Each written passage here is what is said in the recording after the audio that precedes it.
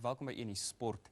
Die Dakar tydren stuur af op 'n spannende einde nadat Stefan Petransel gister 'n spanopdrag verontagsaam en opnuut die voortou geneem het. Die verdedigende kampioen was algeheel 26 sekondes voor spanmaat Nani Roma toe die laaste skof vanmiddag begin het. Vir Geniel de Villiers blyk 'n podiumplek net buite bereik te wees, ondanks nog 'n skaflike 4de plek gister.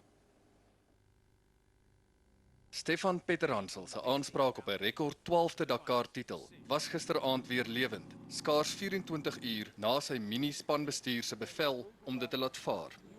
Spanmaat Nani Roma, wat gister nog meer as 5,5 minute voor Petransel was, is gekortwiek deur 'n pap buiteband. En Petransel het nie op hom laat wag nie.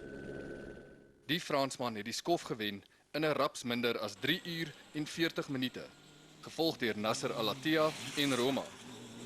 Sy algehele voorsprong is net 26 sekondes, met die tydren se laaste skof oor 157 km wat binnekort in Valparaiso klaarmaak. Geniel de Villiers kan die minipartytjie bederf, danksy nog 'n 4de skofplek. Die Suid-Afrikaner is ook algeheel 4de, sowat 27 minute agter Al-Attiyah in die 3de plek. Terselfdertyd sal Mark Kouma moeilik weerhou word van 'n eerste motorfietskroon.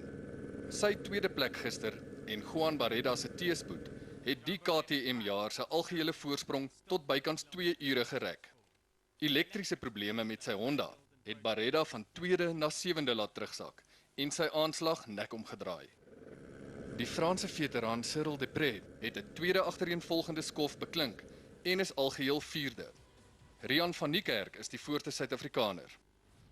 Hy het vandag in die 12de plek weggespring, danksy 'n stewige 11de skofplek gisteraand.